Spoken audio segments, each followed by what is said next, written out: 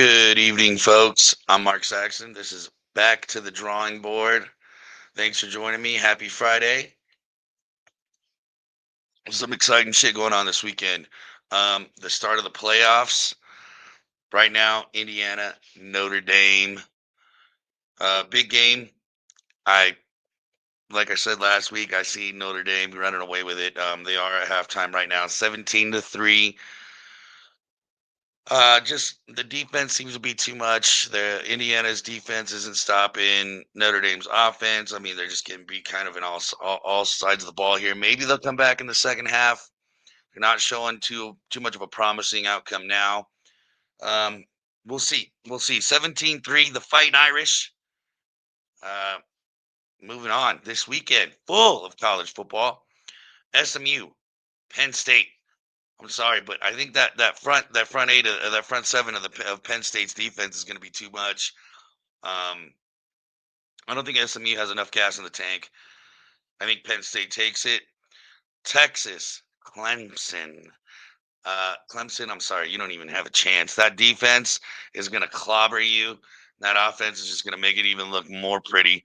I got Texas all day. Tennessee, Ohio. Ohio losing to Michigan. I think that was too much for them to bear. I think Tennessee takes this one. As Boise, ASU, Georgia, and Oregon await who they're going to play. It's going to be interesting. I can't wait for this to unfold. I love that they expanded it. A lot of people don't. Coming from a guy who's never been able to really uh, uh, perfect any of my athletics to be able to compete at such a high level, I think it's awesome. The more chances that you give um, other athletes to compete at such a high level, I think this is great for the sport. I think this is great for college football. This year, they've had the highest ratings. I think it was a good move. I mean, obviously, I can understand the standpoint of when enough is enough. When the AP was when the AP poll was in charge of who got to win a national championship and who got to play in it and all that shit, it was too hard to follow. There's so many colleges. I like the playoff layout. I like the expansion. I think this is good. I think this is good for all those kids. They have a shot at making some money. They have a shot at winning a national championship. They have a shot at extending any kind of look that they can get from the NFL. This is going to be great. Moving on. Last week, unfortunately, and I'll drink to this. Colby Covington getting manhandled in the last fight card of the year. And I'm sorry, but Joaquin Buckley just nailed his ass with a technical knockout. That eyelid was way bad. He was leaking everywhere. Um, the doctor had to call it. It was just ugly. I hated to see Colby go out that way. I talked about this last week. I didn't quite see Colby, running away with it. I was hoping, my heart was there. I was hoping that he would end out, on top. We probably don't have many more fights with Colby Covington in the UFC. It sucks. I know a lot of people hate him. I loved him. I loved how he chirped. I loved the shit talking. I loved he won a lot of good fights. 17-5. Nothing to shake a stick at. I mean, hey, and then Cub Swanson, Cub talking about his last fight, hell of a career, 30-14, a mean son of a bitch in the octagon. I did have my money on Billy. Billy got fucking owned. So good on you, Cub.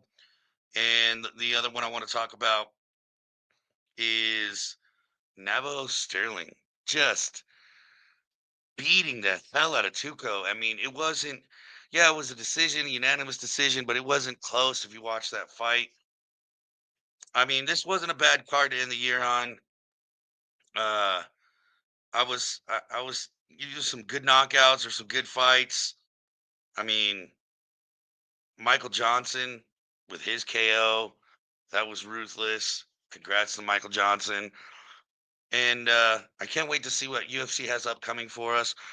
January 11th, Mackenzie Dern taking the spotlight with Amanda Rebus. And that's going to be, I think, hey, don't count Mackenzie Dern out. That's gonna be fun. Some good fighters on that card.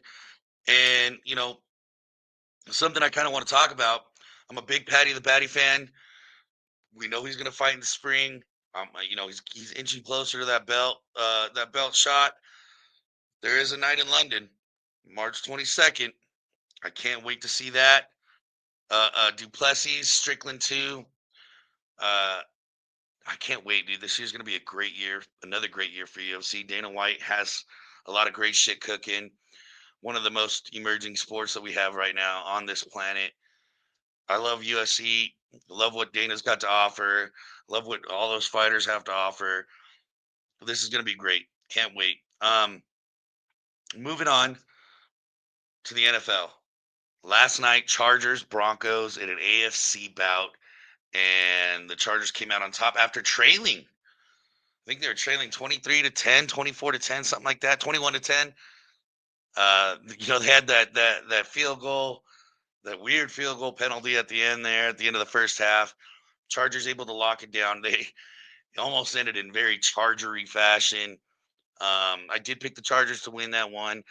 I didn't think it would be so close in the sense where the Chargers were trailing, the majority of the game, but they were able to lock it in.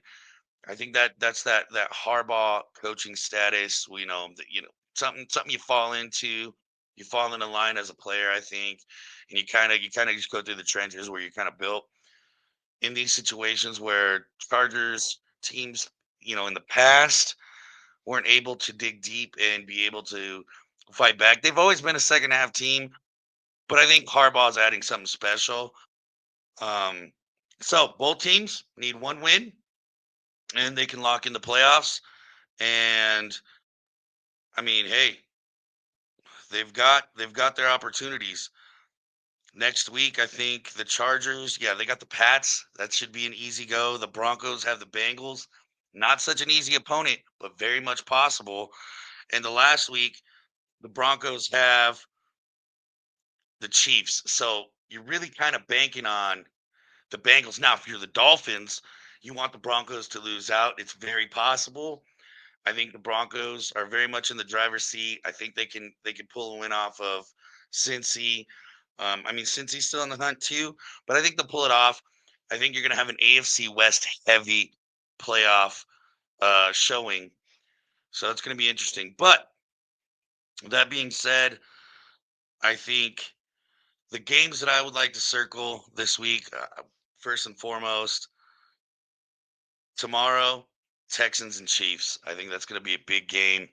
Obviously, for the Texans, maybe they can make the Bills happy. Steelers and Ravens going to be another big one tomorrow. So here's the thing. My heart says Texans. I'm going to take the Chiefs. They're at home. Steelers and Ravens. I'm taking Steelers on the road. I think Mike Tomlin and that defense has something cooking. Russ has kind of figured it out. I think honestly, I think Pittsburgh controls the majority of the game and ends up with a win.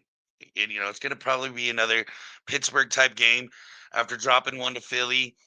I think it's going to be another, 24-17. It's going to be a low scoring game, 18 to 12, something weird like that. But I do see Pittsburgh out on top. Now, here's something interesting, right? The Rams and the Jets. Now, I don't see that game being high, but it's very important to the Rams in the West, and then the Eagles and the Commanders. So the Commies got the visiting Eagles. They have a chance to. I mean, they're already in the playoffs if the season were to end today, but they've got a chance to go in real hot, beating a team like Philly. I am picking Philly, but this is. I mean, hey, if you're a Commie fan, this is a game where hey, you can say why not? Why not us? I mean, Jaden Daniels doing his thing. The whole coaching staff doing their thing. Defense hanging tough. Why not? Why not lock some things down, make some big plays, and make the Eagles earn it? And moving on, I see another big game is the Vikings and the Seahawks. Seahawks, once again, that NFC West. The Vikings, I'm picking the Vikings as much as I hate to say that. I want the Seahawks to win just because fuck the Vikings. But it's a very important game. I see the Seahawks playing them tough. They got punked by the Packers. I predicted that. You never know. You never know. And then finally, the Packers and the Saints. Obviously, I'm going to talk about the Packers as my team. Going home against the 5-9 Saints, I very much see this as an early Christmas present because it's going to be a win. I see us locking in a playoff spot. I see the game not even being close, and I see Jordan Love hanging in there doing his thing. You see him hanging in there doing his thing. There's been some questions about his first half play. Yeah, we've all seen it, but you know what? The only thing that matters is what happens once you hit the playoffs. Last season, he did great in the playoffs. Um, some questionable, you know, some questionable decisions, but he's young. We've got the youngest team in the NFL, I believe.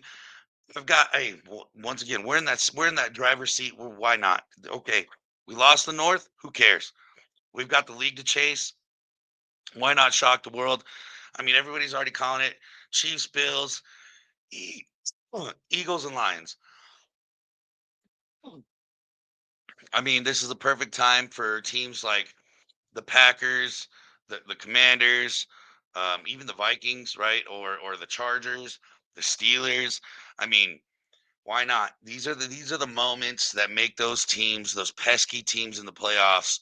Because I mean, if you're on the AFC side, even if you're the Chiefs, I can't imagine anybody's begging to play the Chiefs or I mean the Chargers or the Broncos right now.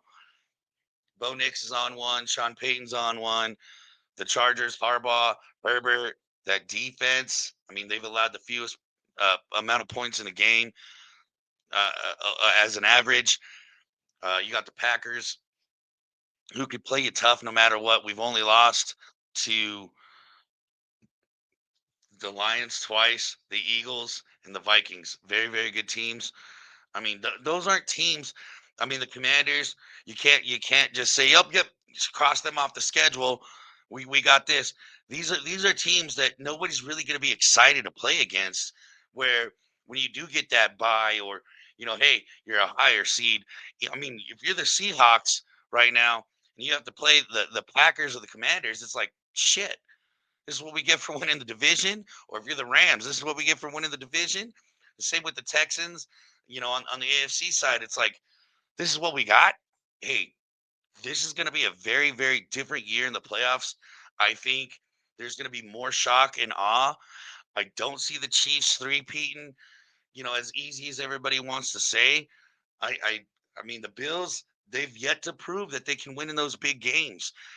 This road to the Super Bowl, in my opinion, is way more wide open than anybody in the mainstream media is leading to make you believe. I mean, it astonishes me how quickly they're like, yep, hey, the Chiefs, the Bills, the Lions, and the Eagles.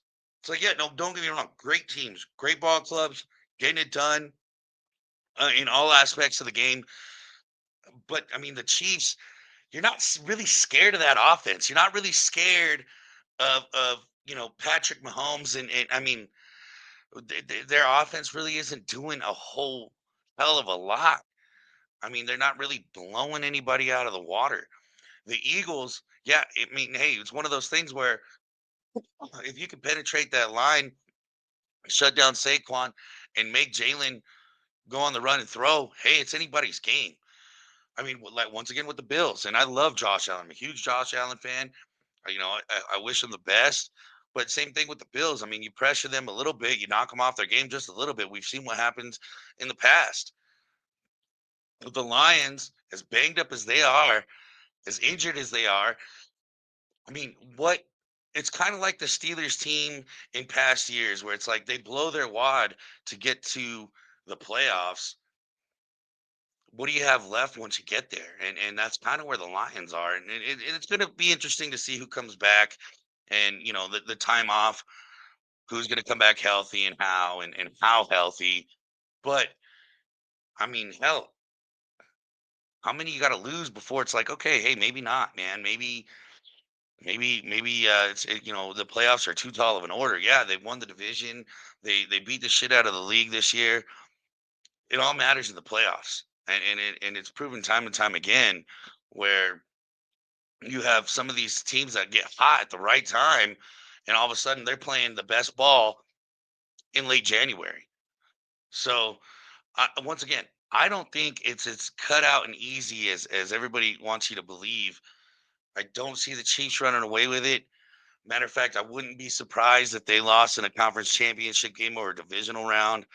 Um, it's anybody's year. It's anybody's year, and it's pretty much shaping up.